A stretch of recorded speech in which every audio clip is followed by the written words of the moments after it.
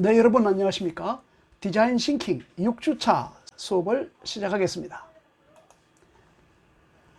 이번 시간에는 지난 시간에 이어서 케이스 스터디를 알아보도록 하겠습니다. 지난 시간에는 두 번째였죠. 공감하기에 이어서 define, 정의하기인데 거기에 설명을 드렸는데 공감하기에 바탕한 정의하기가 어떻게 전형이 되었는지 사례를 한번 보도록 하겠습니다.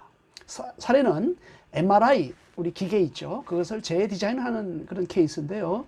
제너럴 일렉트릭, GE 헬스케어 사업 분야에서 의뢰를 받아서 D스쿨에서 진행한 내용입니다. 자, 오른쪽에 왼쪽에 보이는 분이 도 디츠라고 GE 헬스케어 엔지니어인데요. 이분은 25년 이상의 GE에 근무하면서 헬스케어 경력이 있는 것입니다. 디자인이 능력이 엄청나죠. 엄청난 디자인 마인드가 가진 수석 디자이너였고 혁신적인 설계, 이노베이션 설계를 담당하고 있습니다. 더그 디츠는 MRI와 CT, 스캐너 등 의료 장비를 세계적인 병원을 대상으로 기업들을 위해서 개발한 이런 경력을 가지고 있습니다. 그림을 보면 어머니가 이제 아이를 이렇게 보살피고 있는 이런 부분들이 좀 보이는데요. 2008년에 그의 새로운 MRI 기계가 설치된 병원에서 어떻게 운영되고 있는가 그걸 한번 보고자 했던 것입니다. 네. 그림을 보면 어머니가 이제 아이를 이렇게 보살피고 있는 이런 부분들이 좀 보이는데요. 2008년에 그의 새로운 MRI 기계가 설치된 병원에서 어떻게 운영되고 있는가 그걸 한번 보고자 했던 것입니다.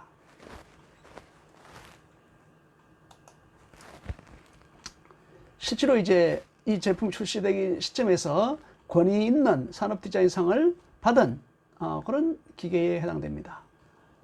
그리고 기계를 보러 설치된 장소에 실제 어떻게 운영되고 있는 걸 보러 갔는데 복도에서 네, 이런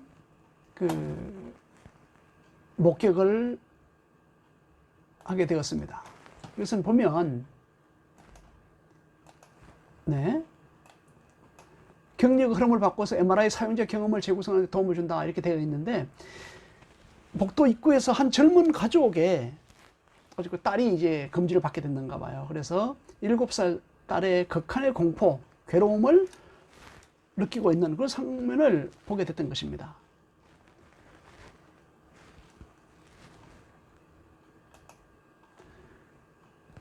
어린 소녀가 MRI 스캐너 장치 있죠. 거기에 들어가려고 하는 방을 들여다보고 있는데 몸을 이렇게 웅크리고 있으면서 그 방과 또 자기가 정말 자랑스럽게 디자인한 그 MRI 머신 기계죠. 새로운 시각을 가지게 되는 경험을 하게 되었습니다. MRI를 보니까 여러 가지 이게 장치가 고주파수를 발생시키고 이렇게 해서 경고 스티커가 기계에 엄청나게 붙어 있다는 거죠. 도배가 되고 또 노란색과 검은색 테이프가 마치 충돌 테스트하는 장면처럼 바닥을 표시하는 해주고 있는 그런 상황을 보게 된 것이죠. 소녀가 그런데 들어가려고 그러니까 겁이 나서 공포에 떨고 있다는 것이죠. 그리고 실제로 더그 디츠는 기계 자체는 베이지색의 구멍이 뚫린 벽돌처럼 보인다 이렇게 했을 정도로 기능에만 신경을 썼지 디자인에 신경을 안 썼던 이런 것을 고백을 하고 있습니다. 자, 이 동영상을 한번 보도록 하겠습니다. 동영상을 보면 이제 MRI가 있는 그 베드죠. 베드가 있고 왼쪽 앞부분에 헤더 부분이 있는데 뭔가 모르게 그림도 좀 그려 있고 이렇게 되어 있습니다.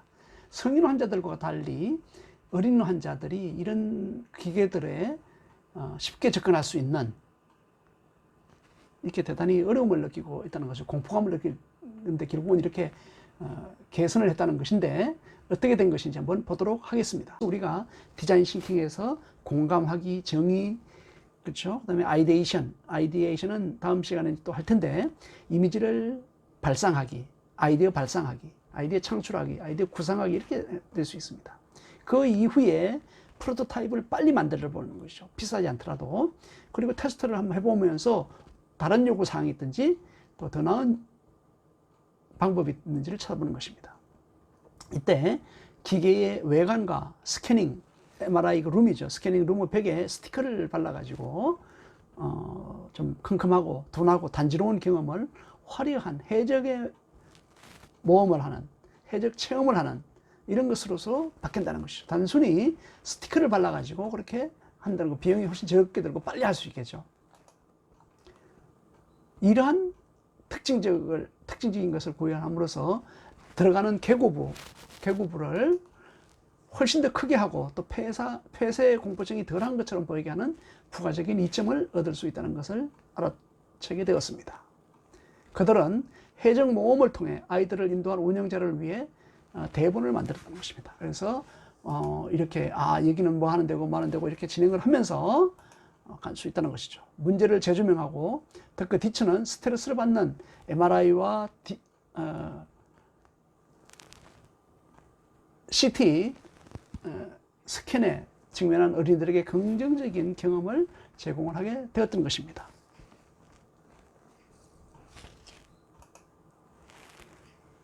네, 이와 같이 기존의 장치를 변경하지 않고 스티커 이런 장식만을 바꿈으로 해서도 충분히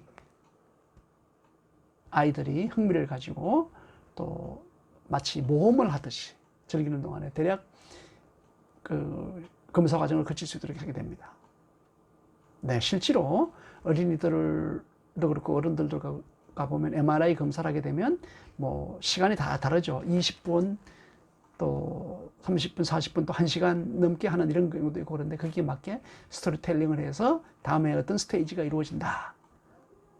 어떤 장면이 펼쳐진다. 이런 것들을 아이가 듣고 또 따라갈 수 있도록 그런 장면들을 만든다는 것입니다.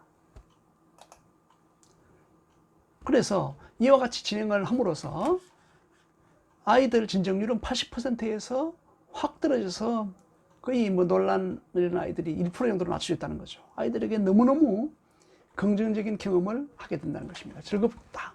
적어도 한 가족에게는 그 경험을 들어오는 것에서 기대할 만한 것으로 바꾼다. 이렇게 할 수 있다는 것이죠. 그들의 POV, 포인트 오브 뷰, 관점 문제를 재구성하는 방법을 사용함으로써 그 팀은 세상을 바꿀 수 있다는 것입니다.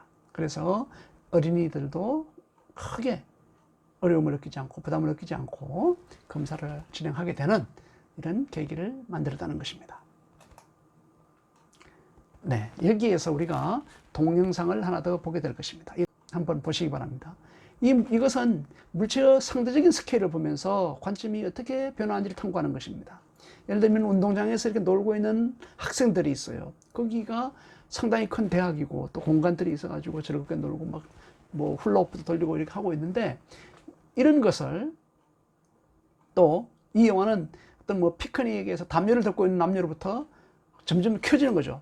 위에서 카메라가 좀 올라가면서 그들을 둘러싼 잔디로 확대해서 회가 나가면서 우주 사물의 상대적인 크기와 또 그것을 10배 이상 바닥에서 1m에서 봤을 때 10m, 10의 1성이라고 그러는 거예요. 그래서 파워라고 그러는데 10의 2성, 10 곱하기 10이죠. 100m, 10의 3성, 1000m 이런 식으로 쭉 당기니까 우주에서 지구를 통해 우주의 가장자리, 우주의 끝까지 쫙 이렇게 가면은 지구가 정말로 이렇게 너무너무 지구 자체도 사람뿐만 아니고 사람은 보이지도 않게 되고 지구 자체도 전망 하나에 들어가는 이런 상황들을 볼 수 있다는 것이죠. 그런데 거기서 끝나지 않고 거기에서 다시 그 줌이 그 우주의 유니버스를 비추다가 반대로 접근을 하게 됩니다. 계속 접근을 하게 되니까 올라갈 때 보았던 그 환경하고 반대가 되겠죠.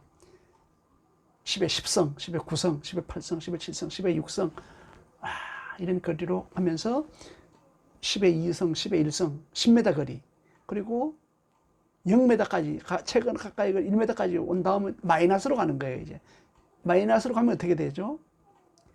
마이크로 세계를 보는 것이죠.